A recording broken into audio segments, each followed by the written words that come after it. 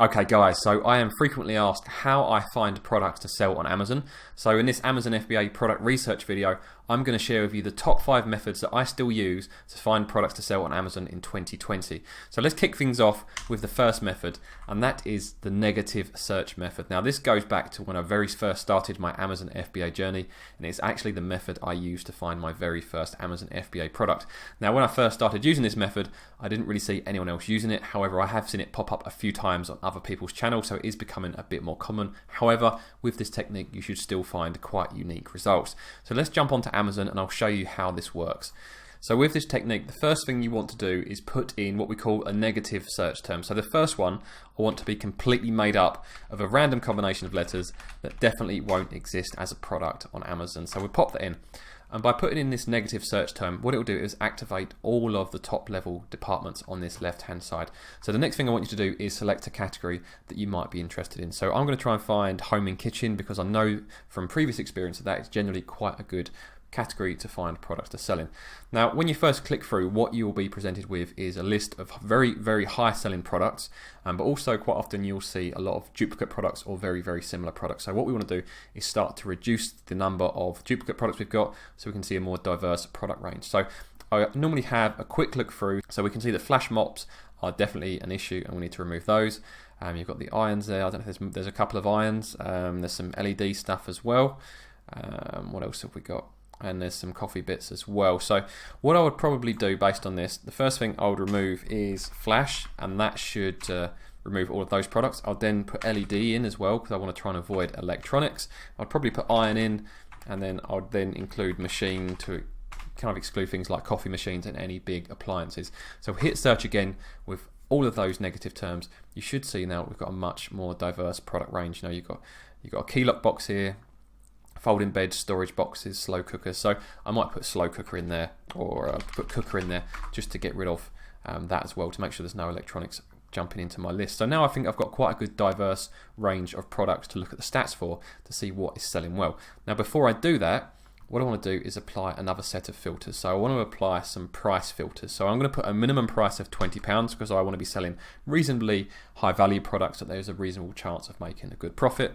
And as a maximum, I'll put £50 in. You don't have to use those price points. Use whatever is right for you and your own product goals.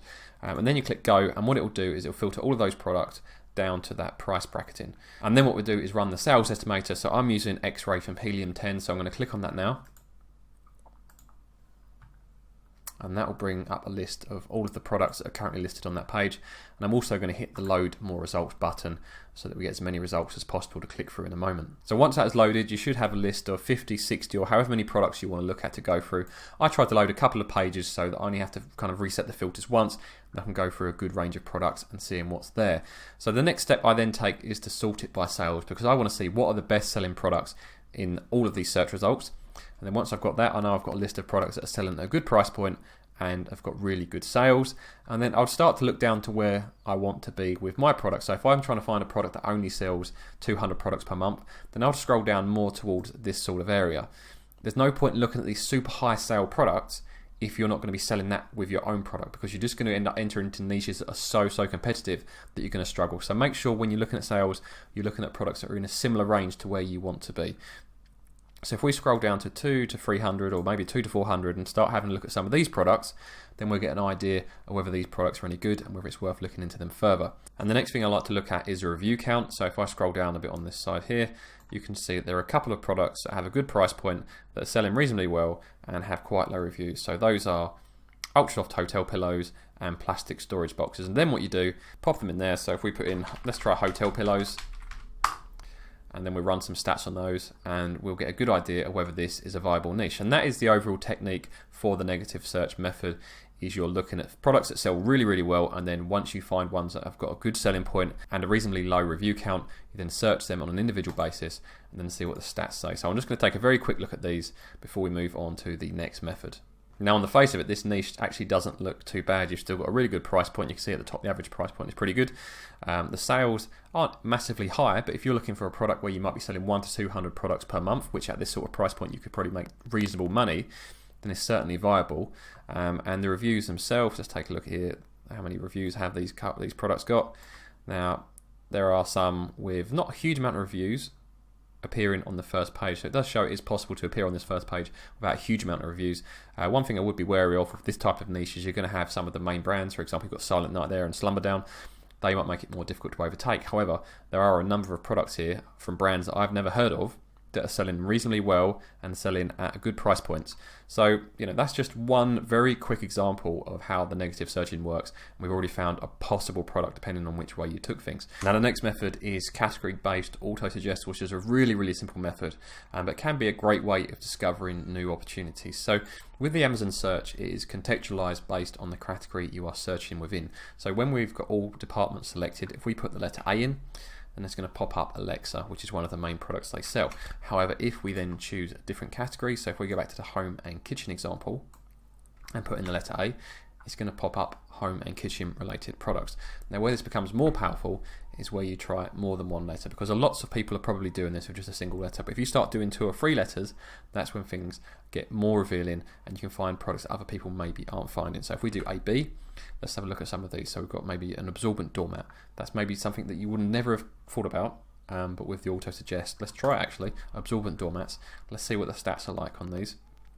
I'll run X-ray again and see what we get. And again, on the face of it, this niche doesn't look too bad. I mean, you've got reasonably well spread sales. The price point isn't too bad.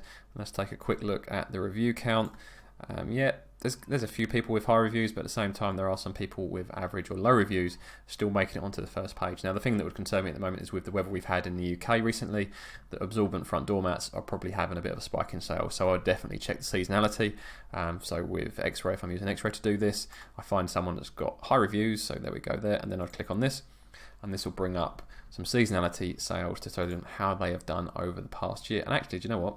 It's been fairly consistent from May 2019 to May 2020. They've actually been fairly consistent. So maybe I'd obviously check multiple products. Maybe seasonality isn't a huge issue with those products. But that gives you an idea of how powerful the category-based Autosuggest can be. Now, the next method is the store radar technique. Now, this is one of my favorite methods. I've used this to find products in the past, and I still use it to this day. And the good thing is with store radar is it can be combined with other methods as well. So, for example, we used negative search earlier to find the hotel pillows, and now we can use that and store radar together to find additional product opportunities. So if we go back to Amazon and put in hotel pillows, what we want to do is look at the products that are selling well, which are generally the ones that are listed organically at the top. So if we take, for example, this one here, we'll click through, and then we want to find out who's selling it. So this is being sold by Martian Made. So I'm going to click onto their name, and then once it pulls you through, I'm going to click onto the products tab here. And this will show me all of the other products that they are selling. And you can then run your sales estimator tool on these to see how well these products are doing and to see whether there's any other opportunities listed within their storefront. And now the first thing that's jumped out to me is the fact that they are also selling a bamboo pillow. So that shows there are potentially multiple entry points into the pillow niche. So that's an idea already without even looking any further. And as you go down, you've got packing cubes and an electric arc lighter and some more packing cubes. Now, packing cubes are a major FBA product and it is a super competitive niche. Now, the stats don't look too bad, but I know how competitive that niche is, so I've been staying away from packing cubes. But that gives you an idea of how you can use the store radar to look at someone's good selling product to see what other products that might be selling well as well that they also do, because quite often if someone has one good product, they generally have other good products as well to get ideas from. So I have 2 more methods to go through. Make sure you stick about for that final method, as I believe it is really underutilized. But method number 4 is the keyword lookup. Now, this does require some keyword research software. I use Helium 10, but there are other tools you can use, and within Helium 10 I am using the Magnet keyword research tool. Now, what this allows you to do is take product ideas you've developed from using some of the other techniques to then try and come up with additional products, or to then develop a product further so you know how to find a USP within that niche. So let's take, for example, the hotel pillows. So we're going to pop that in here, hotel pillows, and then I'm going to change this to amazon.co.uk because that's where I'll be planning to sell that product, and then I'm going to click get keywords. And this will give you a list of keywords related to the hotel pillow search term. You can see here we've got nearly 2,000 different keywords to look at. Now that is quite a big list, so we will filter that shortly. But before I do, I just want to cast my eye briefly at the word frequency cloud to get an idea of what people are actually searching as part of multiple different search terms. So you can see here, obviously you've got pillow, you've then got pack, which possibly suggests there are multiple pillows in a pack, and that's what people are searching for. They've got firm, so the type of pillow that people want, the type of fill they want. Memory foam, the type of filling. Luxury, which is subjective. You then got feather and goose, so different types of filling. You've got some brands, you've got allergy, I've even got bamboo. You know, remember that example I just showed you using the store radar method? You've got bamboo. So what I could do is use these filters further. So for example, I might want to only see keywords that contain bamboo, so I can actually see what type of demand there is for people searching for bamboo pillows. And if we take a look here, we've got 37 different keywords, and if we sort this by volume to get an idea of which are the biggest ones, so bamboo pillow, there is a reasonable volume, and bamboo pillows, packs of 2, again, good volume.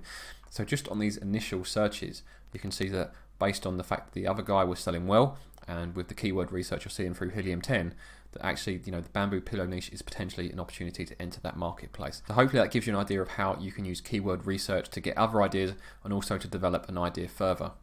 Now before I get onto the final method, I've got a couple of discount codes for Helium 10. This is the piece of software I've been using throughout this video. It is a very, very good piece of software and a very, very complete suite of tools for Amazon FBA. So I highly recommend it. You can either save 10% every month if you plan to use it long term, or if you just want to try it for a month, you can get 50% off and get the whole package for 1 month only and save 50% using those 2 codes and choose that affiliate link. So my final tip, and that is to get off of Amazon. I mean, product research is boring at the best of times. So if you can do some product research away from Amazon, at least it keeps things a bit more interesting. And there's a few things I want you to consider. One is your house and your office and your day-to-day life. Think about all of the products you use on a daily basis. You know, think about your daily routine. What do you use in the bathroom in the morning? What do you use in the kitchen? What do you use once you get to the office? Think about all of the different products you interact with on a day-to-day basis, because you know those products inside out, and you probably are already aware of how some of these products could be improved. And if they are common day-to-day objects, the chances are other people are also using these products, which means the demand on Amazon is probably quite strong. Of course, you would verify the sales for any product that you do consider, but it's important to consider that you know these products inside out, whereas the ones on Amazon, you'll find an opportunity that you then have to find faults with, rather than with this approach, you have a product that you know how to improve it first. The other approach you can take is to go to the shops. I went to Lakeland yesterday and there were so many FBA products. I mean, there were water bottles with the metal caps, as I'm sure you've all seen. You had bamboo plates, you had lunch boxes, you had little lunch bags, all of the stuff, all products you've probably come across if you've been doing product research over the past few months. And that's what you see in a lot of the shops. Even in the supermarkets, if you go to the seasonal aisles, you will see lots of FBA products that you can take and get ideas from. You can even try them out. So rather than importing samples, just go to your local seasonal aisle and you'll probably find one of the FBA products that you may have been considering anyway.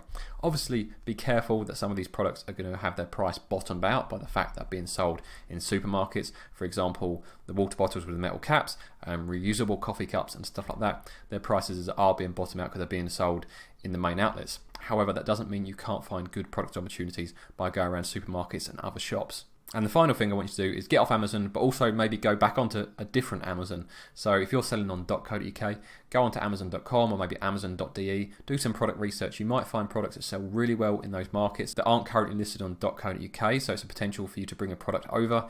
Also go to sites like Alibaba and AliExpress and see what products are on there, and then come back onto Amazon.co.uk and see what the demand's like. So hopefully you found those 5 methods useful. I think they're really, really good and they keep product research interesting. Hopefully you found this video useful. If you did, please hit the like button, and if you want to see more videos like this, make sure you subscribe to the channel.